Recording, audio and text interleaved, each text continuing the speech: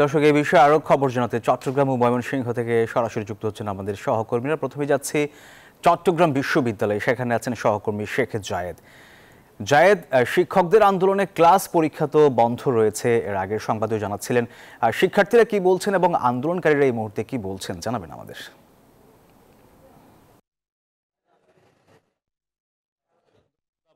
শিক্ষার্থীরা আসলে বলছেন যে তারা ক্ষতিগ্রস্ত হবেন, তবে তারা এটিও বলছেন যেহেতু তাদের শিক্ষকদের এবং বিশ্ববিদ্যালয়ে যারা কাজ করেন অফিসার কর্মচারী তারা ক্ষতিগ্রস্ত হবেন, সেই কারণে তারা চাচ্ছেন যেন যৌক্তিক দাবি যেন দ্রুত মেনে নেওয়া হয় এবং তারা যেন ক্লাস পরীক্ষায় ফিরতে পারেন।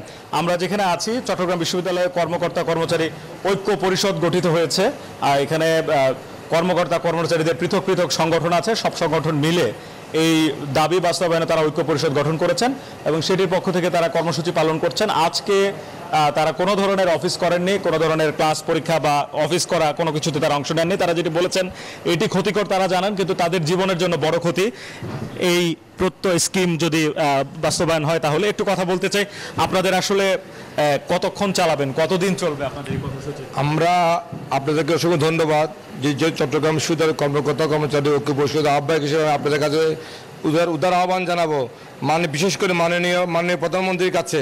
যদি এই প্রত্যয় স্কিম আমাদের ব্যাপক ক্ষতি হচ্ছে, আমাদের পূর্বে যে পেনশন স্কিম আছে ওইটাই ফিরে যাওয়ার জন্য, আর বিশেষ করে মঞ্জুরি কমিশন যে এক অভিন্ন নীতিমালা প্রণয়ন করে মন্ত্রণালয়ে প্রেরণ করেছেন, অবিলম্বে আলোচনার মাধ্যমে এটা সমাধান করার জন্য। এর পরিপ্রেক্ষিতে মাননীয় প্রধানমন্ত্রী যদি সুষ্ঠু সমাধানের পরে হয়, তাহলে আমরা অতি সত্বর আমাদের কাজে ফিরে যাব এবং চট্টগ্রাম বিশ্ববিদ্যালয় শিক্ষায় সুষ্ঠু একটা পরিবেশ ফিরিয়ে আনবো, এই আশা ব্যক্ত করে আপনাকে ধন্যবাদ। আপনাকে ধন্যবাদ। কথা বলছিলাম এই যে যারা আন্দোলনে আছেন, এই আন্দোলনে যারা গত কয়েকদিন ধরে আন্দোলন করছেন তাদের সঙ্গে কথা বলছিলাম। শিক্ষকরাও তাদের কাজে যাননি। উপাচার্যের সঙ্গে কথা বলেছি, তিনিও বলেছেন যে এই ধরনের বৈষম্য যেন না রাখা হয়, দ্রুত যেন আলোচনা। জায়েদ, আপনাকে ধন্যবাদ। দর্শক, এবারে যেতে চাই বাংলাদেশ কৃষি বিশ্ববিদ্যালয়ে, সেখানে আছেন আমাদের সহকর্মী সৈয়দ নোমান। নোমান, শেখ জায়েদ জানাচ্ছিলেন যে সেখানকার শিক্ষকরা কোনো ধরনের ক্লাস পরীক্ষা কোনো কিছুই তারা নেয়নি। আপনার এখানকার কি অবস্থা জানাবেন আমাদের।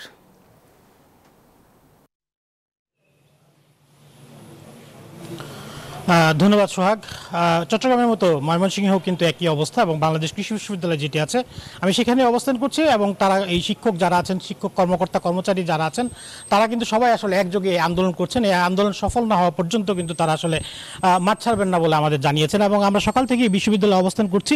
বিশ্ববিদ্যালয়ে বেলা 12টা থেকে কিন্তু কর্মকর্তা কর্মচারী যারা আছে তারা একটা আন্দোলন করেছে, বিভিন্ন আলোচনা করেছে এবং এরপরেই কিন্তু আসলে শিক্ষক যারা আছেন তারা কিন্তু শিক্ষক কমপ্লেক্সে তারা আন্দোলন করেছেন এবং এরপরে কিন্তু একটি এই ব্যানার নিয়ে কিন্তু মৌন র্যালি করেছেন। বিশ্ববিদ্যালয়ের মূল প্রধান যে সড়কগুলো সেগুলো কিন্তু প্রদক্ষিণ করেছেন। আমরা বিশ্ববিদ্যালয়ের শিক্ষক সমিতির সভাপতি যিনি আছেন তার সাথে কথা বলেছি এবং অন্যান্য শিক্ষকদের সাথেও কিন্তু কথা বলেছি। তারা যেমন জানিয়েছেন যে এই যে একটা বৈষম্যমূলক যে একটি পেনশন স্কিম সেটি কিন্তু আসলে যতক্ষণ পর্যন্ত এই সিদ্ধান্ত থেকে সরকার না আসে, সেই সিদ্ধান্ত যতক্ষণ পর্যন্ত আসলে পুনর্গঠন করা না হয় ততক্ষণ পর্যন্ত কিন্তু তারা এই মানববন্ধন চালাবে। এবং আরেকটি বিষয় জানিয়ে রাখি, আমরা ছাত্রদের সাথেও কথা বলেছি, তারা বলছে যে তারা যেমনটি জানাচ্ছে যে অনিশ্চয়তার মধ্যে ভুগছে, কিন্তু একই সাথে তারা শিক্ষকদের সাথে কিন্তু একাত্মতা পোষণ করেছেন এবং তারা চাইছেন সরকারের প্রতি জোর আবেদন জানাচ্ছেন যেন এই আন্দোলনটি যেন আর বেশি দিন না টিকে। তো এই ছিল আমার কাছে বাংলাদেশ কৃষি বিশ্ববিদ্যালয় থেকে এই আন্দোলন নিয়ে সর্বশেষ খোঁজখবর। ফিরছি স্টুডিওতে সোহাগের কাছে।